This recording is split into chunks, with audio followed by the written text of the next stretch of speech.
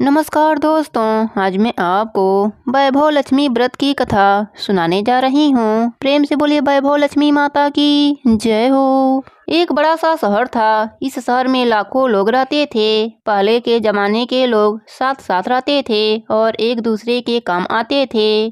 पर नए जमाने के लोगों का स्वरूप ही अलग सा है। सब अपने काम में रत रहते हैं, किसी को किसी की परवाह नहीं। घर के सदस्यों को भी एक दूसरे की परवाह नहीं होती। भजन कीर्तन, भक्ति भाव, दया माया, परोपकार जैसे संस्कार कम हो गए हैं। शहर में बुराइयां बढ़ गई थीं।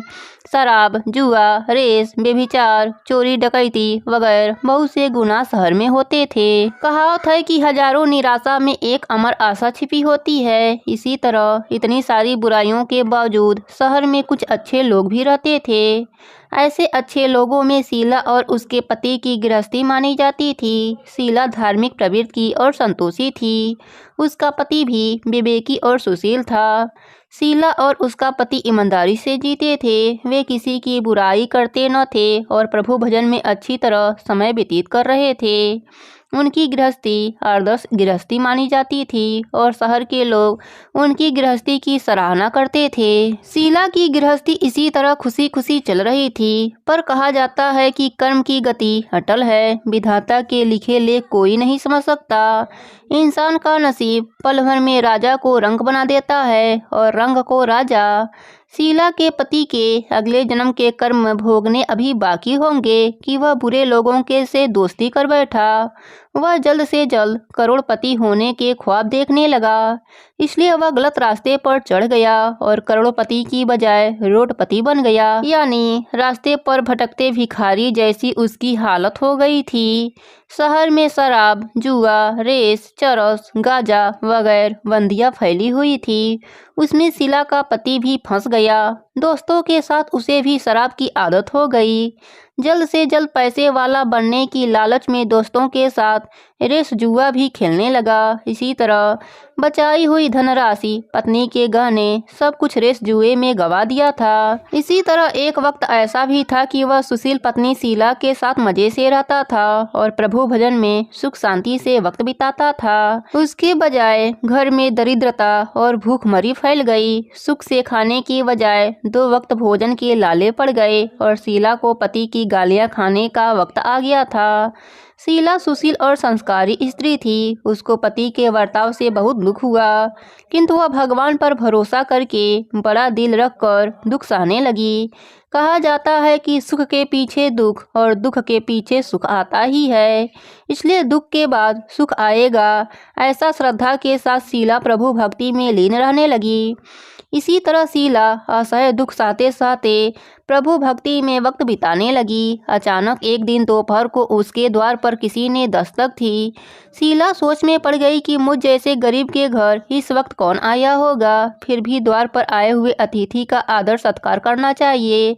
ऐसा आर्य धर्म के संस्कार वाली शीला ने खड़े होकर द्वार को खोला। देखा तो सामने एक माजी खड़ी थीं। वे बड़ी उम्र की लगती थीं, किंतु उनके चेहरे पर अलौकिक तेज निखर रहा था। उनकी आंखों में से मानो अमृत बह रही थी। उनका भव्य चेहरा करुणा और प्यार से छलकता था। उनको देखते ही शीला के मन में अपार शांति छा गई। वैसे शीला इस माजी को पहचानती न थी, फिर भी उनको देखकर शीला के रोम रोम में आनंद छा गया। शीला माजी को आदर के साथ घर में ले आई। घर में बिछाने के लिए कुछ भी न था, अतः शीला ने सकुचा कर एक फटी हुई चादर उनके लिए बिछाया और बैठाया। माजी ने कहा, क्यों शीला, मुझे पहचाना नहीं? शीला ने संकुचा कर कहा, माँ, आपको देखते ही बहुत खुशी हो रही है, बहुत शांति हो रही है। ऐसा लगता है कि मैं बहुत दिनों से जिसे ढूंढ रही थी वे आप ही हैं, पर मैं आपको पहचान नहीं सकती। माजी ने हंसकर कहा, क्यों, भूल गई? हर शुक्रवार को लक्ष्मी जी के मंदिर में भजन कीर्तन होते हैं, तब मैं भी वहाँ आती हूँ। वहाँ हर शुक्रवार को हम मिलते हैं। पति गलत रास्ते पर चल गया, तब से शीला बहुत दुखी हो गई थी और दुख की मारी वह लक्ष्मी जी के मंदिर में भी नहीं जाती थी। बाहर के लोगों के साथ नज़र मिलाने में भी उसे शर्म आती थी। उसने याददाश्त पर जोर दिया, पर यह माँ जी याद नहीं आ रही थीं। तभी माँ जी ने कहा, तू लक्ष्मी जी के मंदिर में कितने मधुर भजन गाती थी, अभी अभी तू दिखाई नहीं देती थी, इसलिए मुझे हुआ कि तू क्यों नहीं आती है, कहीं बीमार तो नहीं हो गई है। ऐसा सोचकर मैं तुझे मिलने आई हूँ। माँ जी के अति प्रेम भरे शब्दों से शीला का हृदय पिघल गया। उसकी आंखों में आंसू आ गए। माँ जी के सामने वह बिलक बिलक कर रोने लगी। यह देखकर माँ जी शीला के नजदीक सरकी और उसकी सिसकती पीठ पर प्यार भरा हाथ फेरकर सत्वाना देने लगी। माँ जी ने कहा, बेटी, सुख और दुख तो धूप और छाव जैसे होते हैं। सुख के पीछे दुख आता है तो दुख के पीछे सुख भी आता है। धैर्य रखो बेटी।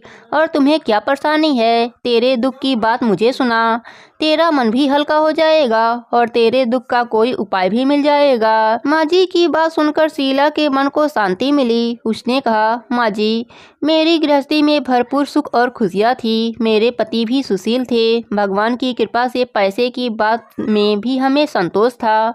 हम शांति से गृहस्थी चलाते, ईश्वर भक्ति में अपना वक्त व्यतीत करते थे। एकाएक हमारा भाग्य हमसे रूठ गया। मेरे पति को बुरी दोस्ती हो गई। बुरी दोस्ती की वजह से वे शहर में शराब, जुआ, रेस, चरस, गांजा वगैरह खराब आदतों के शिकार हो गए हैं और उन्होंने सब कुछ गंवा दिया और हम रास्ते के भिखारी जैसा बन गए हैं। यह सुनकर माँ जी ने कहा, सुख के पीछे दुख और दुख के पीछे सुख आता ही रहता है। ऐसा भी कहा जाता है कि कर्म की गति न्यारी होती है। हर इंसान को अपने कर्म भुगतने ही पड़ते हैं। इसलिए तू चिंता मत कर, अब तू कर्म भुगत चुकी है। अब तुम्हारे सुख के दिन अवश्य आएंगे। तू तो माँ लक्ष्मी जी की भक्त है। माँ लक्ष्मी जी तो प्रेम और करुणा के अवतार हैं। वे अपने भक्तों पर हमेशा ममता रखती हैं। इसलिए तू धैर्य रख के माँ लक्ष्मी जी का व्रत कर, इससे सब कुछ ठीक हो जाएगा। माँ लक्ष्मी जी का व्रत करने की बात सुनकर शीला के चेहरे पर चमक आ गई। उसने पूछा, माँ, लक्ष्मी जी का व्रत कैसे किया जाता है, वह मुझे समझाइए, मैं यह व्रत अवश्य करूँगी। माँ जी ने कहा, बेटी, माँ लक्ष्मी जी का व्रत बहुत सरल है। उसे वरलक्ष्मी व्रत या वैभव लक्ष्मी व्रत कहा जाता है। यह व्रत करने वालों के सब मनोकामना पूर्ण हो जाती हैं। वह सुख संपत्ति और यश प्राप्त करता है। ऐसा कहकर माँ जी वैभव लक्ष्मी व्रत की विधि कहने लगी। बेटी, वैभव लक्ष्मी व्रत वैसे तो सीधा साधा व्रत है, किंतु कई लोग यह व्रत गलत ठीक तरीके से करते हैं, अतः उसका फल नहीं मिलता। कई लोग कहते हैं कि सोने के गहने की हल्दी कुमकुम से पूजा करो, बस व्रत हो गया, पर ऐसा नहीं है। कोई भी व्रत शास्त्रीय विधि पूर्वक करना चाहिए, तभी उसका फल मिलता है। सिर्फ सोने के गहने की पूजा करने से फल मिल जाता तो सभी आज लखपति बन गए होते। सच्ची बात यह है कि सोने के गहनों की विधि से पूजन करना चाहिए। व्रत की उद्यापन विधि भी शास्त्रीय विधि मुताबिक करनी चाहिए, तभी यह वैभव लक्ष्मी व्रत फल देता है। यह व्रत शुक्रवार को करना चाहिए। सुबह में स्नान करके स्वच्छ कपड़े पहनो और सारा दिन मन में जय माँ लक्ष्मी का रटन करते रहो। किसी की चुगली नहीं करनी चाहिए। शाम को पूर्व दिशा में मुंह रखकर इसी तरह आसन पर बैठ जाओ। सामने पाटा रखकर उसके ऊपर रुपया रखो। रुपया पर चावल का छोटा सा ढेर रखो। उस ढेर पर पानी से भरा तांबे का कलश रखकर कलश पर एक कटोरी रखो। उस कटोरी में एक सोने का गहना रखो। सोने का गहना न हो तो चांदी की भी चलेगा। चांदी का न हो तो नगद रुपया भी चलेगा। साथ ही घी का दीपक और धूप रखो। माँ लक्ष्मी जी के बहुत स्वरूप हैं और माँ लक्ष्मी जी को श्री यंत्र अति प्रिय है, अतः वैभव लक्ष्मी में पूजन विधि करते वक्त सर्वप्रथम श्री यंत्र और लक्ष्मी जी के विविध स्वरूपों का सच्चे दिल से दर्शन करो। उसके बाद लक्ष्मी स्तवन का पाठ करो। बाद में कटोरी में रखे हुए गहने या रुपए को हल्दी कुमकुम और चावल चढ़ाकर पूजा करो और लाल रंग का फूल चढ़ाओ। शाम को कोई मीठी चीज बनाकर उसका प्रसाद रखो। न हो सके तो शक्कर या गुड़ भी चल सकता है। फिर आरती करके 11 बार सच्चे हृदय से जय माँ लक्ष्मी बोलो। बाद में 11 या 21 शुक्रवार यह व्रत करने का दृढ़ संकल्प माँ के सामने करो।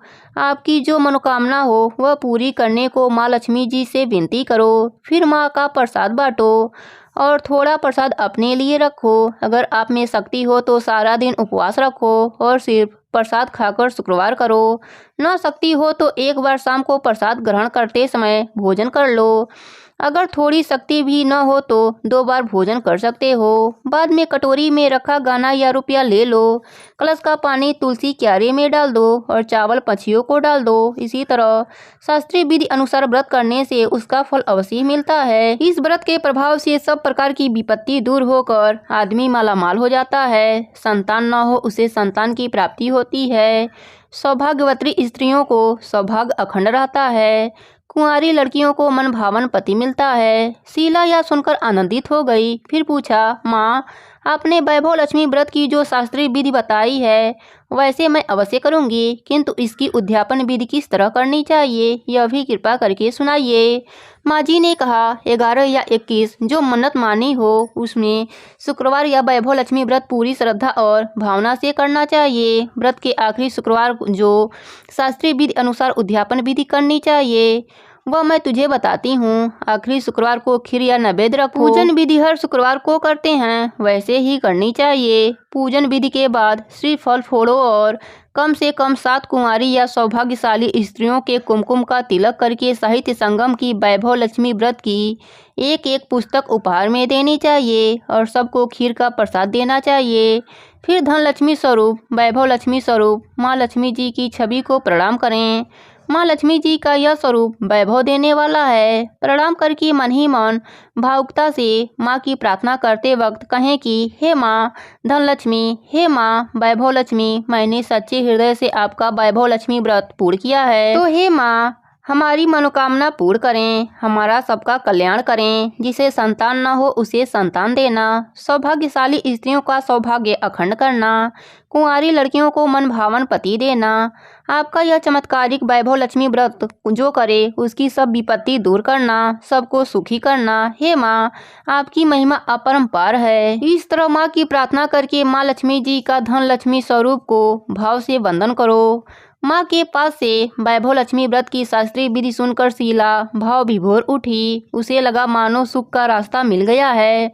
उसने आंखें बंद करके मन ही मन उसी क्षण संकल्प लिया, हे वैभव लक्ष्मी माँ, मैं भी माँ जी के कहे मुताबिक श्रद्धा से शास्त्रीय विधि अनुसार वैभव लक्ष्मी व्रत 21 शुक्रवार तक करूंगी और व्रत की शास्त्रीय विधि अनुसार उद्यापन विधि करूंगी। शीला ने संकल्प करके आंखें खोली तो सामने कोई न था। वह विस्मित हो गई कि माँ जी कहाँ गई। यह माँ जी दूसरा कोई न था, साक्षात लक्ष्मी ही जी थीं। शीला लक्ष्मी जी की भक्त थी, इसलिए अपने भक्त को रास्ता दिखाने के लिए माँ लक्ष्मी देवी माँ जी का स्वरूप धारण करके शीला के पास आई थीं। दूसरे दिन शुक्रवार था। सवेरे स्नान करके स्वच्छ कपड़े पहनकर शीला मन ही मन श्रद्धा से और पूरे भाव से जय माँ लक्ष्मी का मन ही मन रटन करने लगी। सारा दिन किसी की चुगली नहीं करी। शाम हुआ तब हाथ पाँव मुँह धोकर शीला पूर्व दिशा में मुँह करके बैठ गई। घर में पहले सोने के बहुत गहने हुआ करते थे, पर पतिदेव ने गलत रास्ते पर चलकर सब गहने गिरवी रख दिए।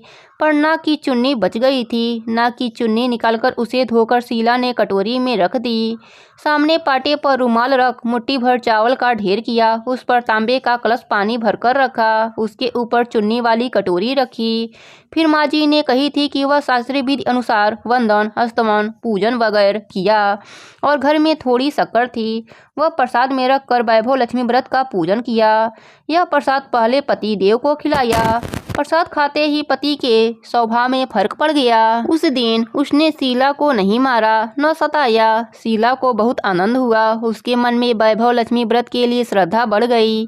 शीला ने पूर्ण श्रद्धा भक्ति से 21 शुक्रवार तक वैभव लक्ष्मी व्रत किया। 21वें शुक्रवार को माँ जी के कहे मुताबिक उद्यापन विधि करके 7 स्त्रियों को वैभव लक्ष्मी व्रत की 7 पुस्तकें उपहार में दी। फिर माँ जी के धन लक्ष्मी स्वरूप की छवि को वंदन करके भाव से मन ही मन प्रार्थना करने लगी, हे माँ धन लक्ष्मी, मैंने आपका वैभव लक्ष्मी व्रत करने की मन्नत मानी थी, वह व्रत आज पूर्ण किया है। हे माँ मेरी हर विपत्ति दूर करो, हमारा सबका कल्याण करो। जिसे संतान न हो उसे संतान देना, सौभाग्यवती स्त्रियों का सौभाग्य अखंड करना, कुंवारी लड़कियों को मन भावन पति देना। आपका यह चमत्कारिक वैभव लक्ष्मी व्रत करें, उसकी सब विपत्तियां दूर करना, सबको सुखी करना। हे माँ आपकी महिमा अपार है। ऐसा बोलकर लक्ष्मी जी के धन लक्ष्मी स्वरूप की छवि को प्रणाम किया। इस तरह शास्त्रीय विधि अनुसार शीला ने श्रद्धा से व्रत किया और तुरंत ही उसे फल मिला। उसका पति गलत रास्ते पर चल गया था, वह अच्छा आदमी हो गया और कड़ी मेहनत करके व्यवसाय करने लगा। माँ लक्ष्मी जी के वैभव लक्ष्मी व्रत के प्रभाव से उसको ज़्यादा मुनाफा होने लगा। उसने तुरंत शीला के गिरवी गहने छुड़वा लिए। घर में धन सी बारसी आ गई। घर में पहले जैसी सुख शांति छा गई। वैभव लक्ष्मी व्रत का प्रभाव देखकर मोहल्ले की दूसरी स्त्रियां भी शास्त्रीय विधि पूर्वक वैभव लक्ष्मी व्रत करने लगी। हे माँ धन लक्ष्मी, आप जैसे शीला पर प्रसन्न हुए, उसी तरह आपका व्रत करने वाले सब पर प्रसन्न होना, सबको सुख शांति देना। जय धन लक्ष्मी माता, जय वैभव लक्ष्मी माता। अन्नपूर्णा माता की पौराणिक कथा के अनुसार एक समय की बात है। काशी निवासी धनंजय की पत्नी का नाम सुलक्षणा था। उसे अन्य सब सुख प्राप्त थे, केवल निर्धनता ही उसके दुख का कारण था। यह दुख उसे हर समय सताता था। एक दिन सुलक्षणा पति से बोली, स्वामी आप कुछ उद्यम करो तो काम चले। इस प्रकार कब तक काम चलेगा? सुलक्षणा की बात धनंजय के मन में बैठ गई और वह उसी दिन विश्वनाथ शंकर जी को प्रसन्न करने के लिए बैठ गया और कहने लगा, हे देवाधिदेव विश्वेश्वर, मुझे पूजा पाठ कुछ नहीं आता है, केवल तुम्हारे भरोसे बैठा हूँ। इतनी विनती करके वह 2-3 दिन तक भूखा प्यासा बैठा रहा। यह देखकर भगवान शंकर ने उसके कान में अन्नपूर्णा अन्नपूर्णा अन्नपूर्णा इस प्रकार 3 बार कहा। यह कौन, क्या कहा गया? इसी सोच में धनंजय पड़ गया कि मंदिर से आते ब्राह्मणों को देखकर पूछने लगा, पंडित जी अन्नपूर्णा कौन है? ब्राह्मणों ने कहा, तू अन्न छोड़ बैठा है, सो तुझे अन्न की बात सूझती है, जा घर जाकर अन्न ग्रहण कर। धनंजय घर गया, स्त्री से सारी बात कही। वह बोली, नाथ चिंता मत करो, स्वयं शंकर जी ने यह मंत्र दिया है, वह स्वयं ही खुलासा करेंगे, आप फिर जाकर उनकी आराधना करो। धनंजय फिर जैसा का तैसा पूजा में बैठ गया। रात्रि में शंकर जी ने आज्ञा दी, कहा तू पूर्व दिशा में चला जा। वह अन्नपूर्णा का नाम जपता जाता और रास्ते में फल खाता, झरनों का पानी पीता जाता। इस प्रकार कितने ही दिनों तक चलता गया। वहाँ उसे चांदी सी चमकती वन की शोभा देखने में आई, सुंदर सरोवर देखने में आया। उसके किनारे कितने ही अप्सराएं झुंड बनाए बैठी थीं। एक कथा कहती थी और सब माँ अन्नपूर्णा इस प्रकार बार बार कहती थीं।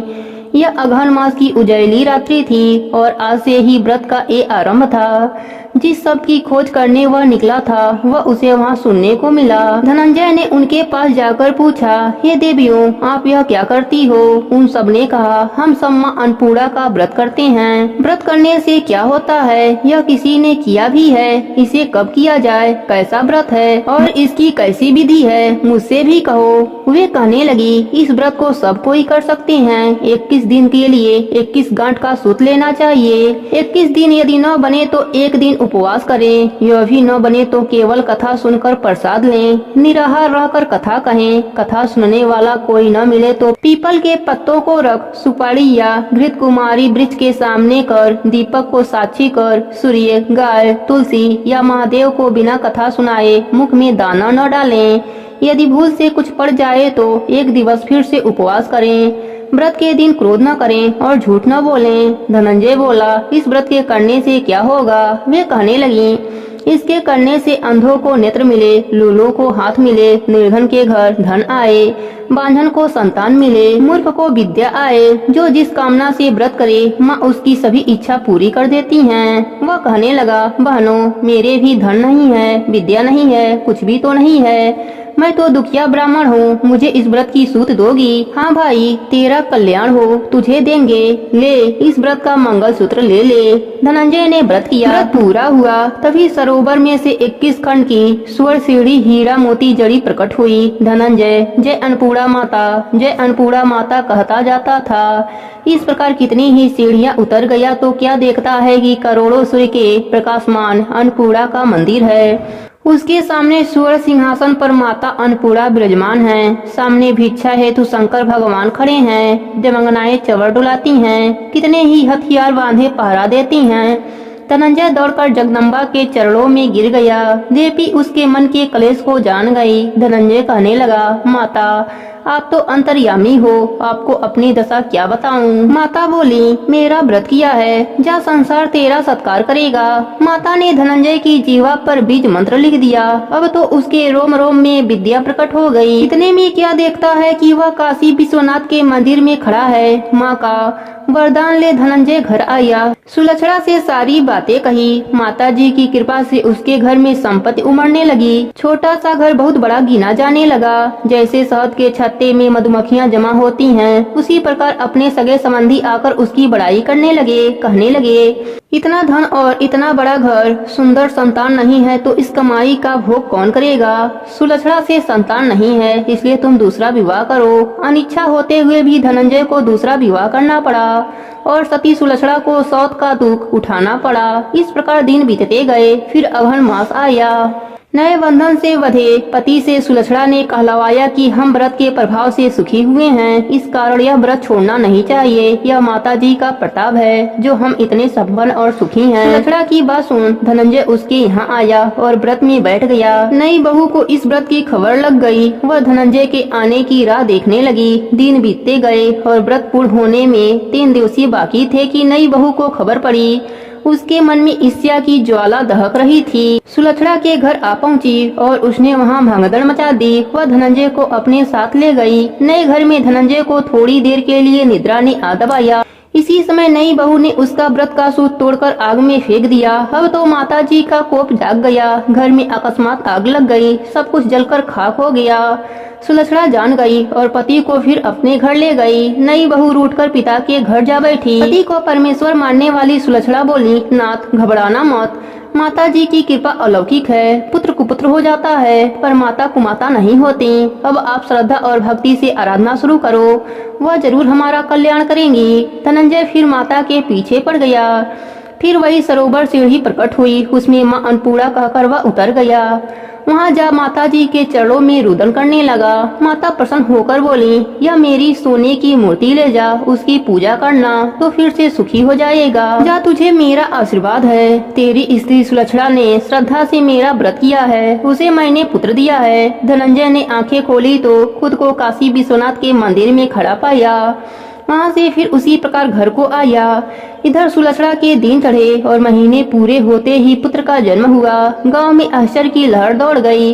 मानता आने लगा। इस प्रकार उसी गांव के निसंतान सेठ के पुत्र होने पर उसने माता अन्नपूर्णा का मंदिर बनवा दिया। उसमें माताजी धूमधाम से पधारी, यज्ञ किया और धनंजय को मंदिर के आचार्य का पद दे दिया। जीविका के लिए मंदिर की दक्षिणा और रहने के लिए बड़ा सुंदर सा भवन दिया। धनंजय स्त्री पुत्र सहित वहाँ रहने लगा। माताजी की चढ़ावे में भरपूर आमदनी होने लगी। उधर नई बहू के पिता के घर डांका पड़ा, सब लूट गया। वे भीख मांगकर पेट भरने लगे। सुलक्षणा ने यह सुना तो उन्हें बुलावा भेजा, अलग घर में रख लिया और उनके अन्य वस्त्र का प्रबंध कर दिया। धनंजय, सुलक्षणा और उसका पुत्र माताजी की कृपा से आनंद से रहने लगे। हे अन्नपूर्णा माता, जैसे आपने इनके भंडार भरे वैसे ही अपने सभी भक्तों पर अपनी कृपा बनाए रखना। प्रेम से बोले अन्नपूर्णा माता की जय हो, भोलेनाथ की जय हो, अघन मास की जय हो।